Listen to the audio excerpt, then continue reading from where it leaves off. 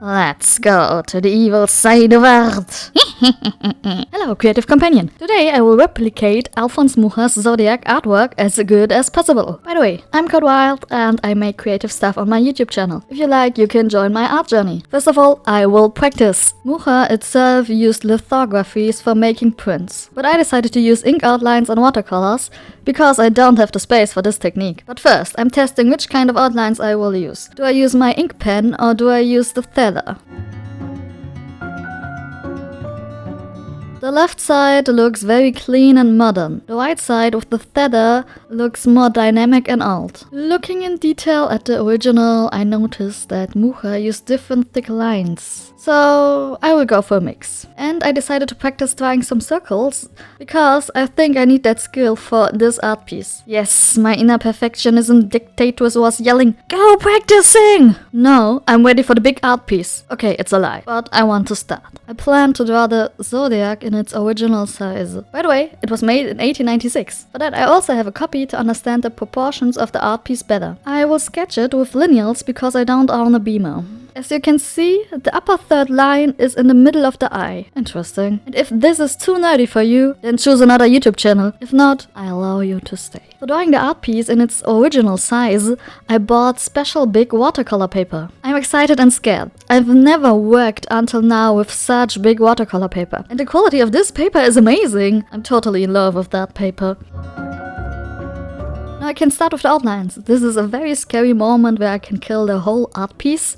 Good luck! What I really like about Mucha's print is that they are geometrical and clearly structured, but at the same time embellished with flowers and elements of the youth style art.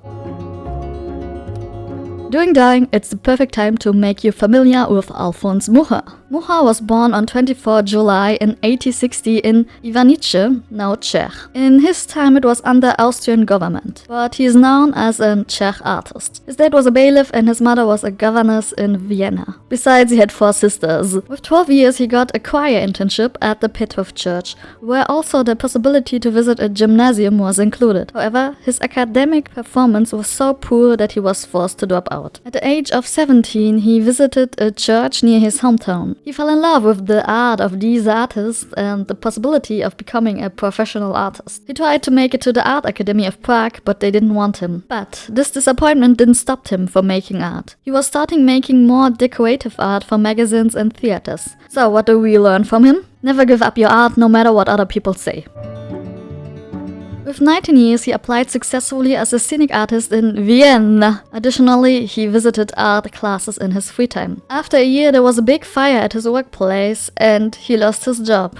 Mucha left Vienna and started doing commissions in the area of Mikolov. There he got his first big commission from the Lord of Kalkuin-Balassi. He supported him and gave him the money to study art in Munich and Paris. After studying, the Lord stopped giving him money and Mucha had to find a job. So he started illustrating and giving art classes. Finally, in 1895, he was getting famous with his poster Gismonda for that theater play. At this time, he was 35 years old. Luckily, after this breakthrough, he got plenty jobs. But he was not only doing illustrations, he also started to make designs for jewelry. 1903, he was now 43 years old. He got to know the 22 years younger Maruszka Chidlova, which was studying art in Prague. 1906, they both were marrying. Mucha, now 49 years old, was still working and got his first daughter in 1909 in New York. 1910, the family went back to Prague, and 5 years later his son was born. But 1932, they moved again to France because of the political situation. 7 years later, the Gestapo arrested Mucha. They interviewed him for a few days and freed him. Prior to this incident, he was still somewhat unwell, but his conditions worsened. He died 10 days before his 79th birthday. He had a long life with a long art career, a family, and saw a little bit of the world.